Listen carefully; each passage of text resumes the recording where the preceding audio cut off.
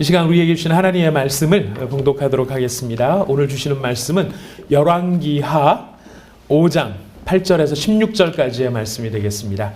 열왕기하 5장 8절에서 16절까지의 말씀.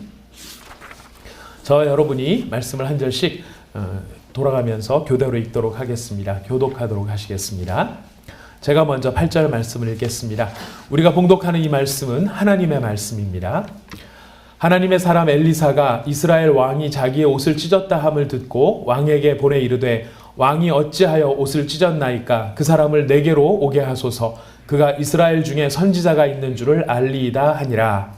나아만이 이에 말들과 병거들을 거느리고 엘리사의 집 문에 서니 엘리사가 사자를 그에게 보내 이르되 너는 가서 요단강에 몸을 7번 씻으라 내 살이 회복되어 깨끗하리라 하는지라.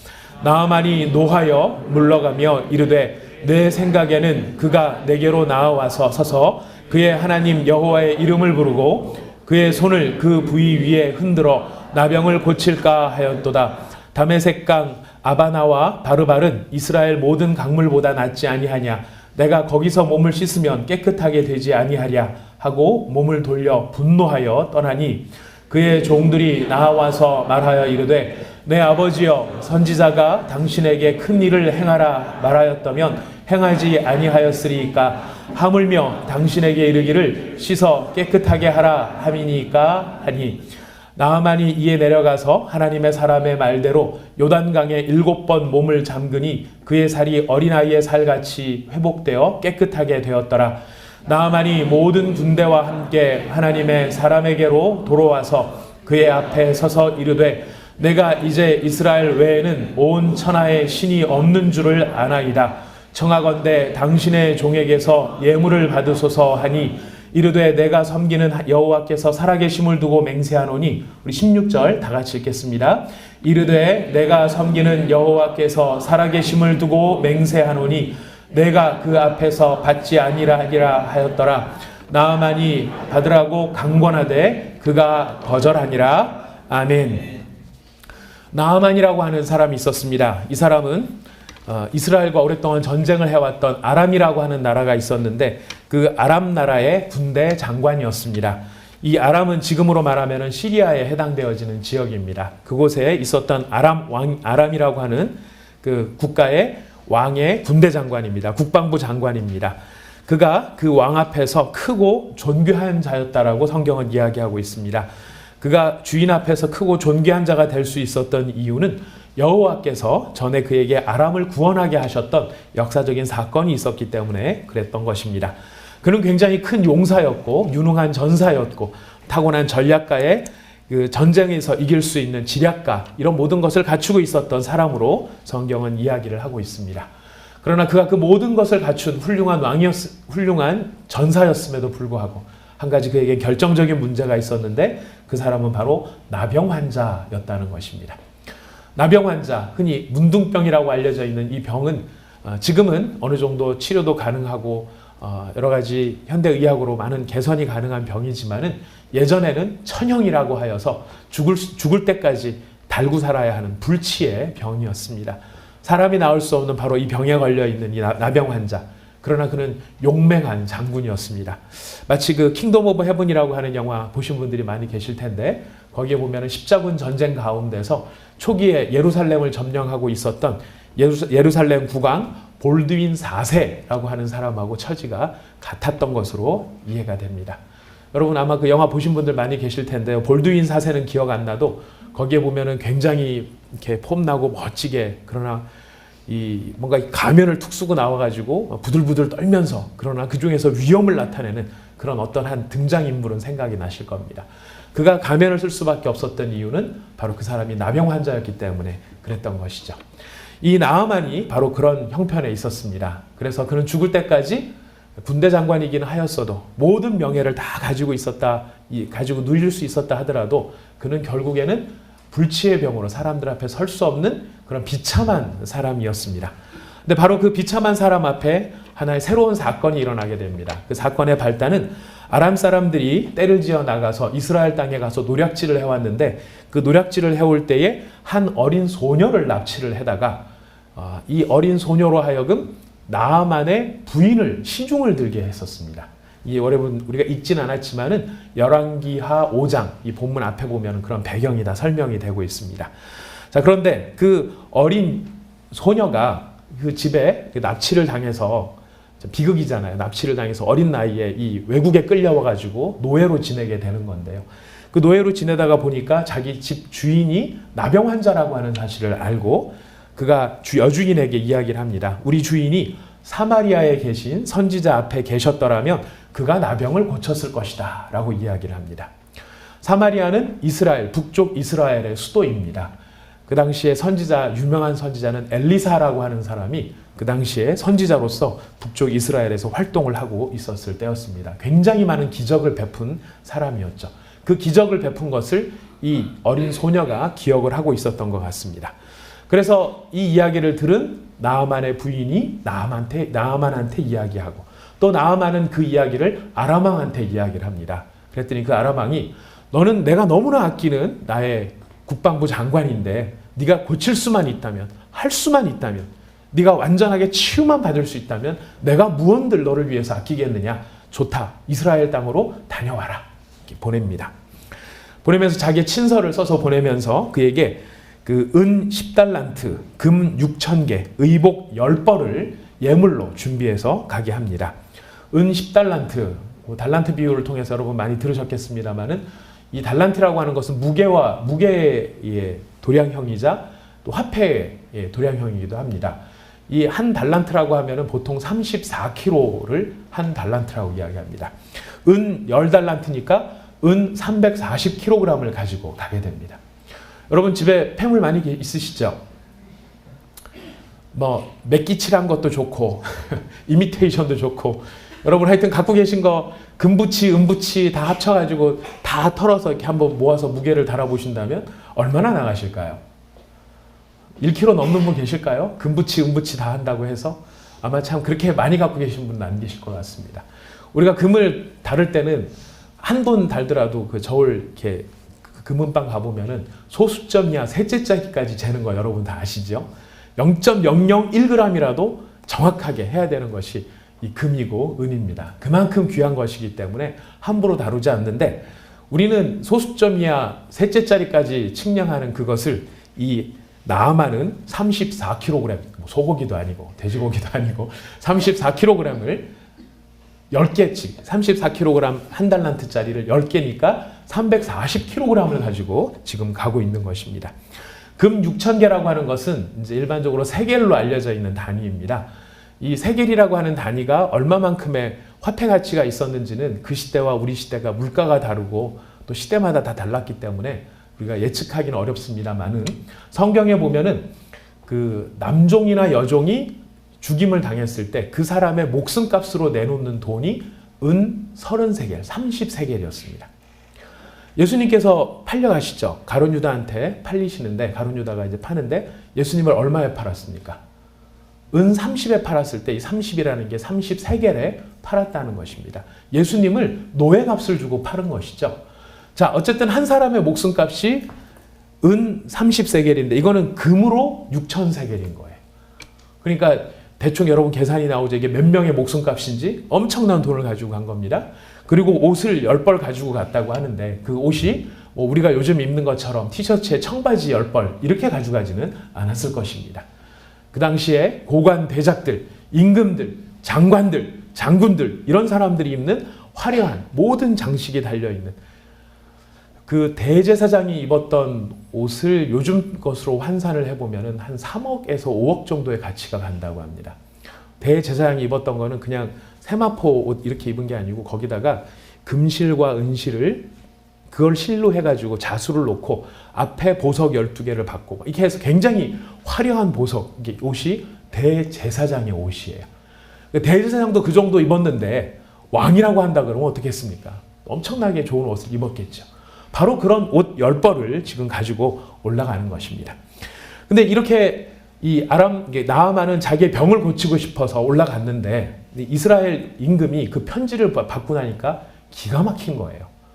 왜냐하면 이 문둥병이라고 하는 것, 이 나병 환자라고 하는 것은 어느 정도로 이게 어려운 것이라고 지금 생각을 하고 있었냐면 우리가 읽은 본문 말씀에 나옵니다. 8절 말씀에 보니까 이스라엘 왕이 옷을 찢은 거예요. 우리가 그 위에 거는 안 읽었군요. 죄송합니다. 읽었다고 혼자서 우기고 있었습니다. 자, 뭐라고 지금 이스라엘 왕은 얘기를 했느냐면 7절 말씀에 보니까 내가 사람을 죽이고 살리는 하나님이냐? 그가 어찌하여 사람을 내게로 보내어 그의 나병을 고치라 하느냐? 이야기합니다. 그러니까 지금 나병을 고치는 거는 뭐에 방불할 만큼 어려운 일이냐면 사람을 살리고 죽이는 일하고 비슷할 정도로 어려운 일이었다는 거예요. 근데 이렇게 불가능한 일을 지금 나한테 들이민 거는 결과적으로 이 아람 왕이 내가 못 고칠 이 나아만을 나한테 보내서 이 나아만을 핑계 삼아가지고 네가 내 부탁을 안 들어줬으니까 너를 그만둘 수 없다. 그냥 둘 수 없다. 라고 시비를 걸어서 나하고 전쟁을 하려고 지금 그러는 것이다. 이렇게 생각을 했던 것입니다.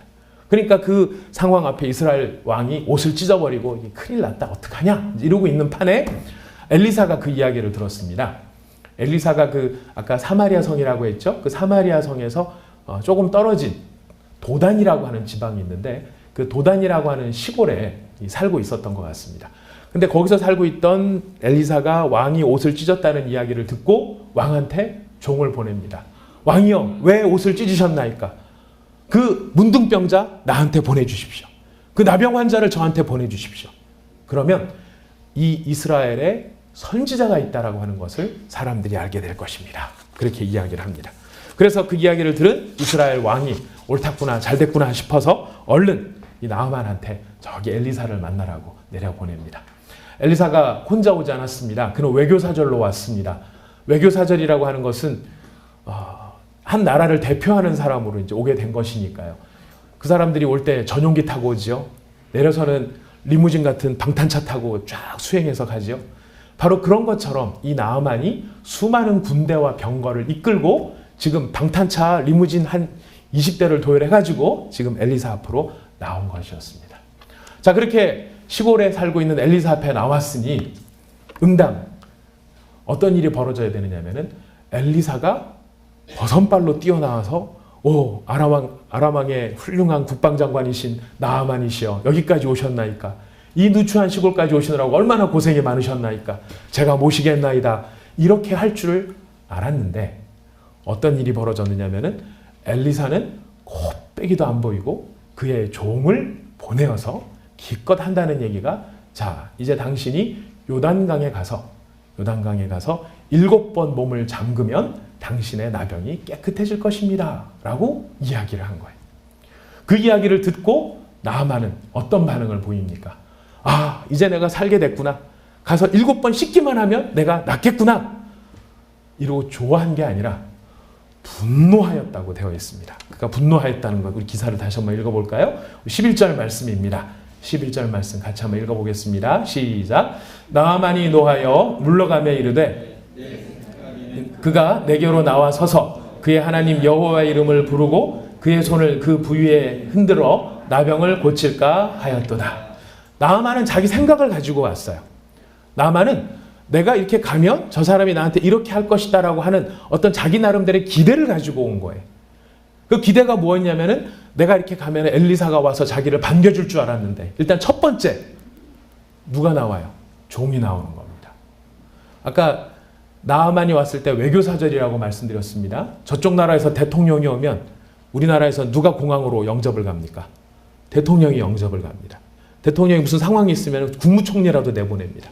저쪽에서 국무총리가 오면 여기서 국무총리가 나가고 저기서 장관이 나오면 여기가 장관이 나옵니다. 이렇게 서로 간에 격을 맞추는 것이 외교사절인데 지금 엘리사 앞에 갔더니 누굴 내보내요? 종을 내보내는 거예요. 자기가 무슨 반열에 들어간 겁니까? 종의 반열에 들어간 거예요. 일단 자존심이 확 상한 거예요. 자존심이 확 상한 데다가 이 사람은 뭐를 상상하고 왔느냐면 이 내 나병 이렇게 치우게 나병이 번져 있는 부위가 있으면은 엘리사가 나와서 나를 맞이하고 그 위에다가 손을 막 흔들면서 여호와 이름을 부르면서 여호와여 낫게 하소서, 여호와여 낫게 하소서 이렇게 할 거라고 상상을 했는데 그런 모든 기대가 다 깨져버리고 오히려 저 요단강에 가서 7번 몸을 담그라고 이야기를 하는 것입니다.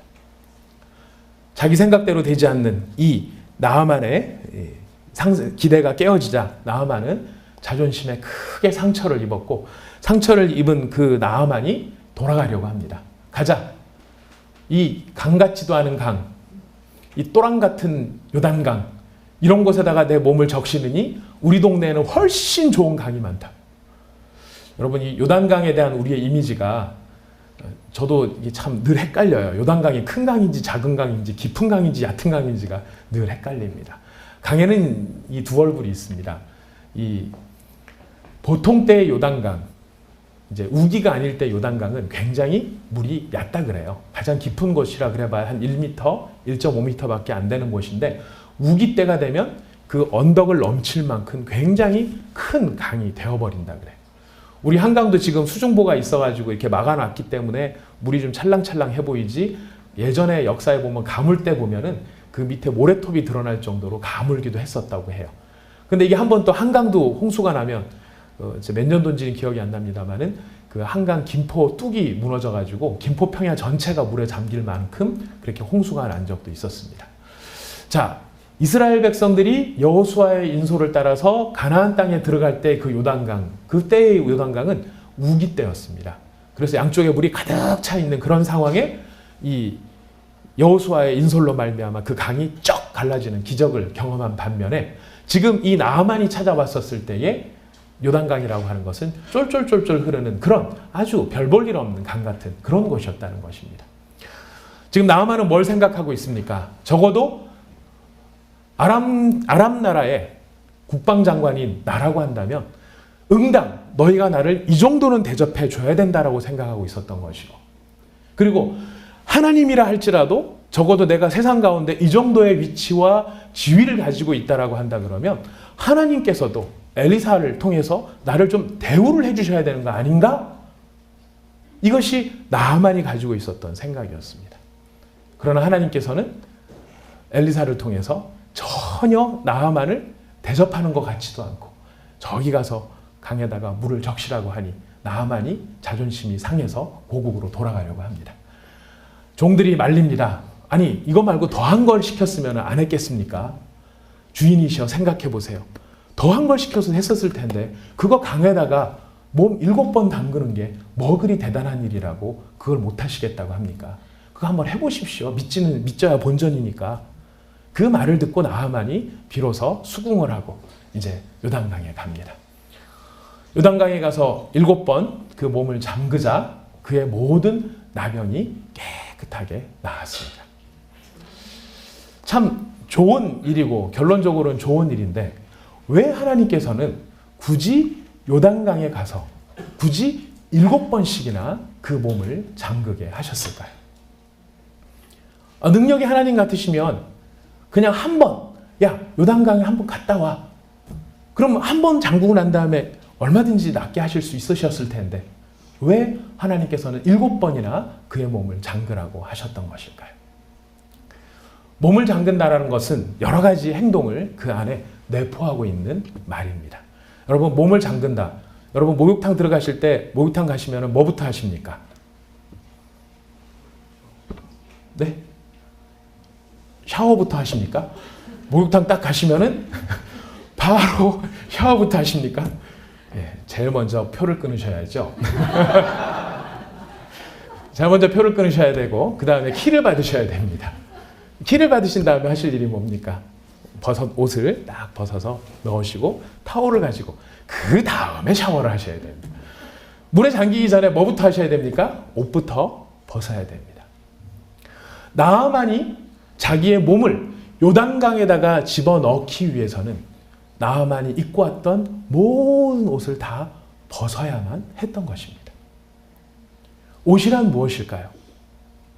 옷은 그냥 나아만이 아까 말했던 흰색 티셔츠에 청바지 입고 왔던 나아만이 아니라, 그가 고관 대작으로서 자기의 모든 명예와 권세와 권위를 누가 보더라도 척 알아볼 만한 가장 화려하고 웅장한 모습으로 그가 치장을 하고 왔던 것인데, 지금 나아만은 무슨 얘기를 하고 있냐면 그 옷을 벗으라는 거예요. 누가 보더라도 네가 아람의 국방장관이라고 하는 것을 보고 그 앞에 엎드려질 수밖에 없게 만드는 너의 모든 그 권세와 너의 모든 위상을 벗으라는 거예요. 그리고 그 옷은 또 무엇을 의미합니까? 국방장관 어떤 옷을 입고 왔을까요? 육군 정복을 입고 왔을까요? 모르긴 몰라도 전투복을 입고 다녔을 거라고 생각합니다. 그가 병거를 이끌고 왔습니다. 군대를 이끌고 왔습니다. 그가 무장을 하고 온 것입니다. 갑옷을 입고 온 것입니다. 옷을 벗으라. 무엇을 벗는 것입니까? 자기를 방어할 수 있는, 자기가 자기를 지킬 수 있는 모든 수단들을 이제는 다 풀어버리라는 것이.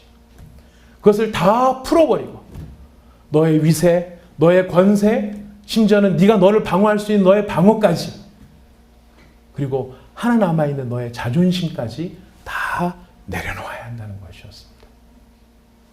그것도 7번. 저는 이걸 읽으면서 굉장히 궁금했었습니다. 어렸을 때 제가 중학교 때부터 교회를 다녔는데요. 처음 이 설교를 들었을 때는 잘 몰랐는데 3번, 4번 듣다 보니까 갑자기 궁금한 게 생겼습니다. 7번 물에 잠그는 것이 한 번 옷을 벗고 옆에 가갖고 1번, 2번, 3번, 4번 이렇게 7번을 하는 것을 말하는 건지, 안 그러면 옷을 벗어놓고 한번 잠그고 나와서 옷을 또 말리고 그 다음에 의관을 정지했다가 다시 또 옷을 벗고 가서 또 들어가고 어땠을까 이런 고민이 막 됐었습니다. 근데 지금 말씀을 준비를 하면서 제가 생각을 해봤었을 때 7번이라고 하는 것이 강조되어 있는 것을 보면은 그가 그냥 한 번 옷을 벗고 들어가서 하나, 둘, 셋, 넷, 다섯, 여섯, 일곱 이렇게 하고 나온 것이 아닌 것 같습니다. 그가 옷을 벗고 입고 벗고 입고 벗고 입고 7번. 근데 여기에는 큰 시험이 있어요. 어떤 시험이 있느냐면 한 번 들어갔었을 때 몸에 있는 상처가 7분의 1로 줄어들었다. 2번 들어갔다 오니까 또 줄어들었다. 그 다음에 또 줄어들었다. 그러면 할만하겠습니까? 못하겠습니까? 너무너무 할만하겠죠. 줄어들고 있어. 한번 갔다 왔더니 색깔이 흐려졌어. 우와, 반으로 줄었네. 이러면은 얼마든지 그 일에 순종할 수 있었을 것입니다. 그러나 우리가 성경의 큰 흐름을 놓고 보면은 그가 마지막 7번째 옷을 벗고 물 안에 들어가기 직전까지도 하나도 변화된 것은 없었던 것으로 보입니다. 그 모든 과정을 감내하는 것, 그 모든 과정들을 참아내는 것. 지금 엘리사를 통해서 하나님께서 나아만에게 요단강에 7번 네 몸을 잠그라라고 하는 것, 네가 갖고 있는 그의 나병, 네가 사람이 풀 수 없는 그 모든 고난과 괴로움, 그 너의 몸에 있는 불치의 그 병을 네가 진정으로 낫기를 원한다면 너는 7번 너의 몸에 있는 모든 너의 자존심들을 내려놓아야 한다. 7번이라고 하는 것은 숫자로 7번입니다만은 7이라고 하는 숫자의 상징성은 완전함입니다. 이 완전함이라고 하는 뜻은 성경에, 신약 성경에 보면 이렇게 표현되어 있어요. 그 예수님께서 네 이웃을 용서해라 이렇게 얘기하니까 제자들이 자기가 얼마나 괜찮은 사람인지를 설명하기 위해서 주님 몇 번이나 용서할까요? 한 7번쯤 용서하면 될까요? 딱 이렇게 얘기합니다. 이게 무슨 뜻입니까? 7번쯤 용서하면 될까요? 사람이 할 수 있는 맥시멈이라는 뜻이에요. 여러분 7번도 대단한 겁니다. 여러분들, 제가 여러분들의 돈 빌려가지고 빌렸는데 떼어먹고 빌렸는데 떼어먹고 한 3번 하시면 저를 사람으로 여기시겠습니까? 저 목사는 목사도 아니요 이렇게 나오기가 아마 훨씬 쉬우실 겁니다. 제가 여러분하고 영화 한 편 보자고 우리 코엑스에서 만나요 이렇게 약속했는데 제가 약속을 잡아놓고 3번 저 죄송한데 신방 약속이 잡혀서 다음번에, 그럼 처음에는 용서하실 거예요. 목사님 바쁘신가 봐. 2번째 약속을 했는데 정말 제가 피치 못할 사정이 있어서 그럼 내가 도대체 뭐 어떻게 보였길래 저딴 말을 하지. 3번째 저기 만나기로 정말 장래가 생겨서 그럼 알겠어요 목사님. 그러고 여러분 저에 대해서 어떻게 하시겠습니까? 핸드폰에서 이름 지우고 절대 상종하지 못할 인간 아마 이렇게 써놓으실 거예요. 우리는 3번만 해도 그럴 거예요. 3번만 해도. 근데 제자들은 지금 몇 번 얘기하냐면 7번을 얘기하는 거예요. 어마무지한 숫자를 얘기하고 있는 것입니다. 대단한 이야기를 하고 있는 것입니다. 그랬더니 주님께서 하신 말씀은 70번에 7번씩 이렇게 얘기를 하시죠. 무한히 용서를 하라 얘기를 하십니다. 아무튼 중요한 숫자 7, 7이라는 것은 완전하다는 것이죠. 네가 7번 몸을 잠그라, 7번 몸을 너의 옷을 다 벗으라 하는 것은 너의 모든 자존심을 완전히 내려놓아야 한다. 네가 병을 치유할 수 있는 방법은 네 옷을 벗는 것이고 네 몸을 요단강에 잠그는 것인데 완전히 너의 자존심을 내려놓아야 한다. 무엇을 위해서? 어떻게 하기 위해서? 하나님을 만나기 위해서. 강물에다가 몸을 7번 담궜기 때문에 나아만이 병이 나은 것이 아니라 7번 그 강물에 몸을 담그는 순종을 통하여 나아만이 하나님을 만났기 때문에 그 나아만의 병은 고쳐질 수가 있었던 것입니다. 아멘. 나아만은 육체의 나병을 가지고 있었다면 저는 저를 돌아보건대 저는 저의 영혼에, 저의 마음에, 저의 심성에 나병이 있는 것을 발견하게 됩니다. 내가 누군가를 용서해야지, 누군가를 이해해야지 라고 생각하였다가도 은혜 받았을 때는 주님, 저 사람을 용서해 주세요. 저한테 오해하고 떠나간 저 사람을 용서해 주세요. 저 사람을 위해서 기도합니다. 이랬다가도 어떤 순간인가 한마디 말 한마디만 잘못 딱 얻어 걸리면 그 한마디 말 때문에 핑 돕니다. 여러분 화나실 때 핑 돌리는 거 아시죠? 예, 여기 참아야지 했는데 코에서 약간 뭔가 이렇게 액이 분배되는 그런 느낌이 쫙 퍼지면서 머리가 핑 돌리는 그 화가 나는 때 여러분 경험해 보신 적이 있으실 것입니다. 하나님 왜 저는 이렇게밖에는 살 수 없나요? 전 정말 하나님 예수님처럼 살기를 원하는데 그렇게 용서하면서 살기를 원하고 받아주면서 살기를 원하고 품어주면서 살기를 원하는데 주님 저에게 힘을 주세요. 2번, 3번. 그러나 그렇게 다짐하고 그렇게 은혜 받았는데 그 다음에 또 누가 한마디 또 딱 잘못 던지면 핑 하고 돌면서 또 무너지는 저를 발견하게 되는 것입니다. 우리 온사랑의 교회도 이제 창립 예배를 드린 후에 조금씩 하나님께서 교회의 모습들을 이렇게 다듬어 가주시는 아름다운 모습이 있어요. 그러나 우리가 만약 저 개인이 되었든 여러분 자신의 모습이 되었든 여러분의 가정이 되었든 아니면 우리의 공동체 교회가 되었든 우리 안에 우리가 감당할 수 없는 어떤 여러 가지 어려움들이 우리를 찾아올 수도 있고 우리를 시험에 들게 하는 여러 가지 문제가 우리를 찾아올 수도 있습니다. 자, 그럼에도 불구하고 우리는 무엇으로 그런 것들을 위장하려고 하느냐면 내가 얼마나 좋은 학교를 나왔고 얼마나 좋은 사람과 결혼을 했고 얼마나 좋은 직장에 다니고 있으며 얼마나 많은 수입을 올리고 있는지를 가지고 우리는 우리 안에 있는 그런 문제들을 덮으려 할지도 모르겠습니다. 우리 교회가 몇 명이고 우리 교회가 지금 이 자리에 있지만 앞으로 더 큰 장소로 가서 이만큼 갈 만한 실력이 있는 교회야. 이런 것을 가지고 우리 안에 있는 여러 가지 문제들을 아마 덮어놓고 지나가려고 할지도 모르겠습니다. 그게 다 뭐 때문이냐면 자존심 때문이거든요. 인간의 자존심이라는 게 그렇게 만만한 게 아니거든요. 여러분 인간의 자존심이 얼마나 대단한지 어떤 목사님이 설교를 하시는데 제가 그 비유를 듣고 잊어버릴 수가 없었어요. 어떤 비유였냐면요. 옛날에 요즘은 이제 가발들이 인조 가발도 많고 기술도 좋아져가지고 가발들이 이렇게 손질을 하기가 쉬운 상황이라 그래요. 근데 제가 가발 얘기를 하는 것은 여러분께서 보시다시피 제가 점점점 이렇게 반사 면적이 넓어지고 있어가지고 아침에 머리를 드라이를 하면서 조금 더 들었더니 저희 딸내미가 저를 보고 아빠 웃겨. 그래서 저도 가발을 언젠가는 또 써야 되는 거 아닌가 이런 생각을 하게 됩니다. 근데 예전에는 그 가발을 만들 때 인조 가발, 그러니까 인공모가 없어서 실제 사람의 머리를 가지고서 가발을 많이 만들었다 그래요. 실제 사람 머리를 가지고 가발을 만들으니까 오래 쓰다 보면은 거기에 때가 끼고 이렇게 더러워질 수 있지 않습니까? 그러면은 그때마다 이제 빨아야 되는데 문제는 가발을 한번 빨고 나면 이 가발들이 다 머리가 제각각으로 돌아간다는 거예요. 제각각으로 돌아가는 이유가 뭐냐면 이 머리가 이제 제가 오른쪽 머리를 뽑아서 이렇게 사람들 머리를 다 모으면 이게 오른쪽에 있었는지 어디 있었는지 모르잖아요. 각각 머리에 있었던 그 위치를 머리카락들이 기억을 한다는 거예요.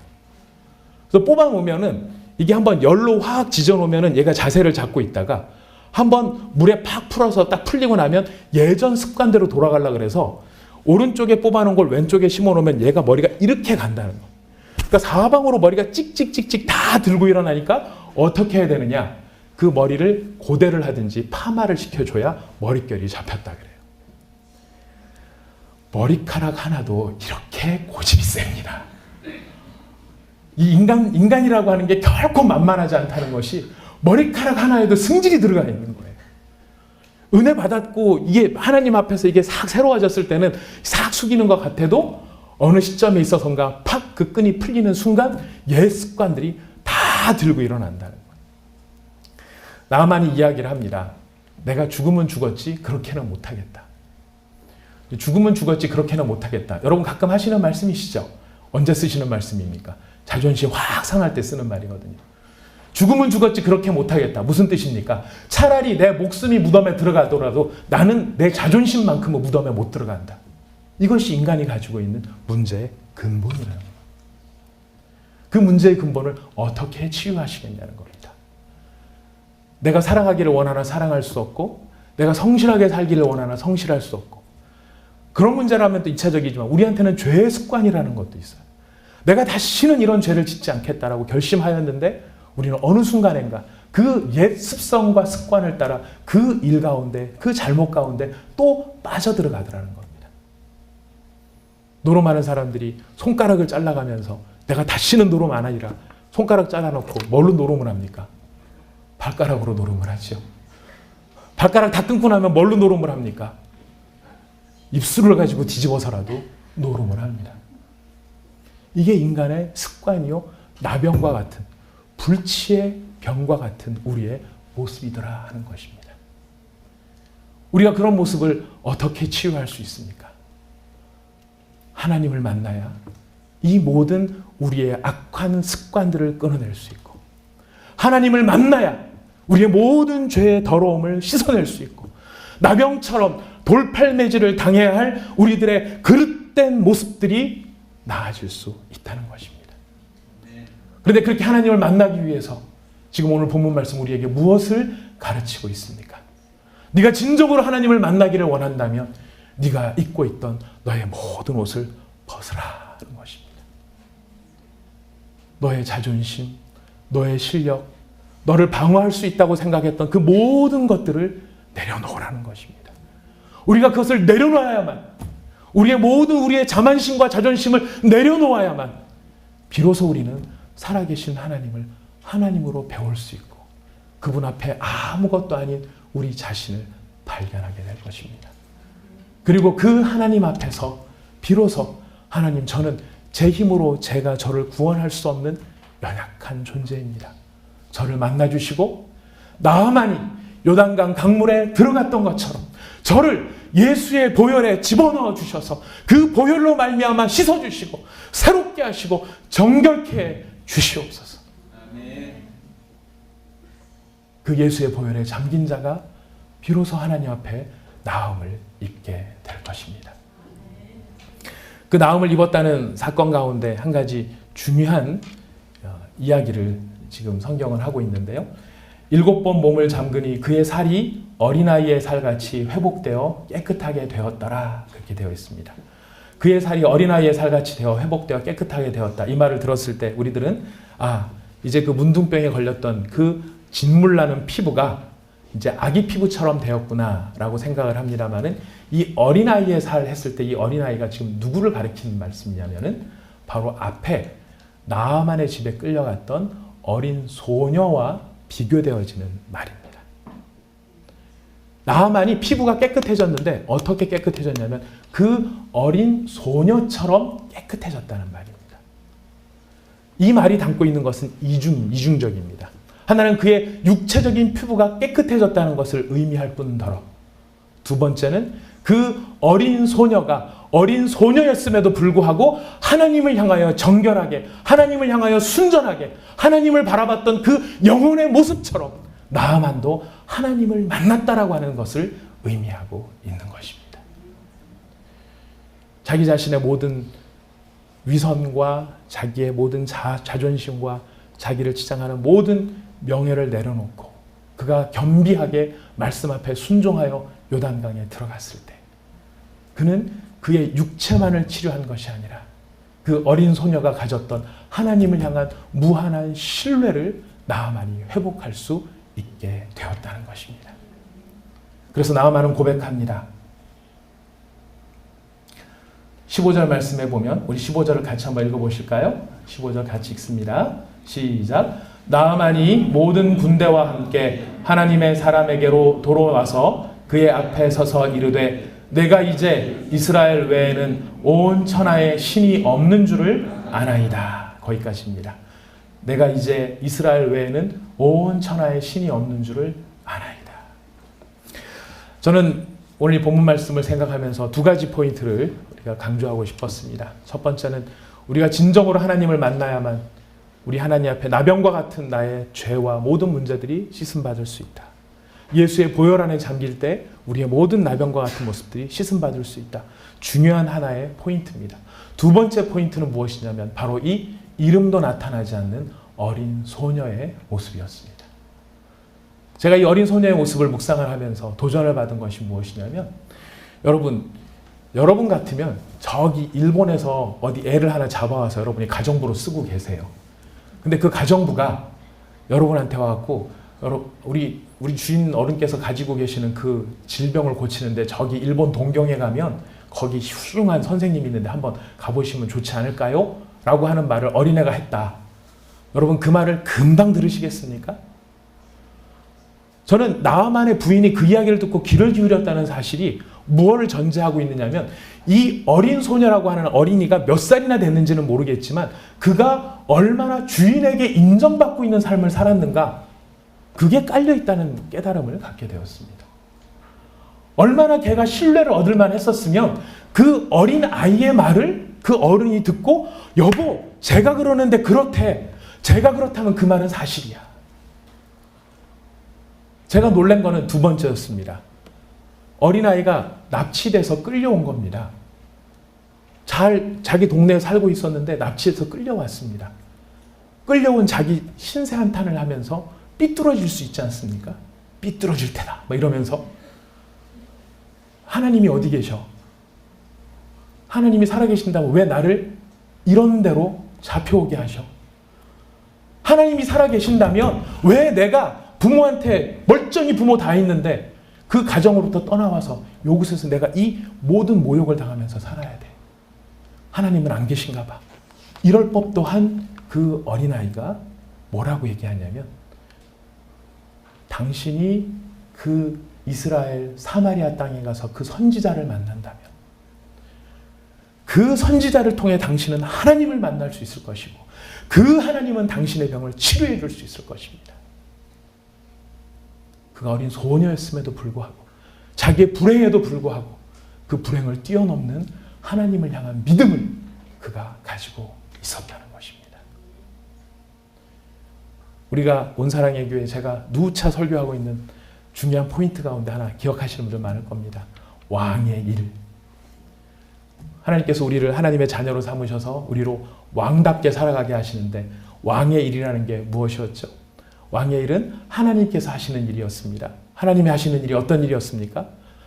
혼돈하고 공허하며 흑암밖에 없었던 곳에 하나님께서 질서와 의미와 빛을 부여하신 분이 하나님이시다. 그것이 하나님의 일이다. 말씀을 드렸습니다. 이 어린 소녀는 이름도 안 나와 있고 이 이후의 역사 가운데 더 이상 등장하지도 않습니다. 그러나 더 이상 역사 가운데 등장하지 않는 그 소녀가 보여준 왕의 일.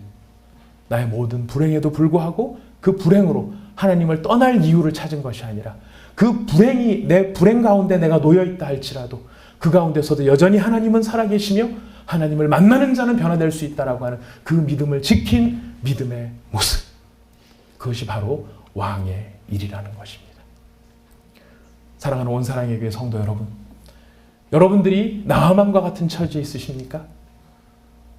우리 주님 앞에 온전히 여러분의 모든 여러분 자신을 꾸미는 여러분의 최후의 방어까지 다 내려놓으시고 자존심을 내려놓으시고 예수의 보혈에 잠기는 복을 누리시기를 축복합니다. 아멘.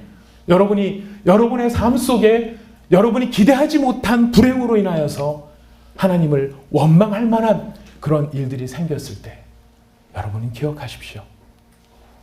그 자리에 던져진 어린 소녀가 하나님을 원망하는 대신에 그곳에서도 하나님은 살아계시다라고 증명하였던 한마디의 말로 인하여 한 영혼이 변화되어지고 한 사람이 변화되어지고 한 국가가 변화되어지는 놀라운 은혜에 여전히 나타났다는 사실인 것입니다.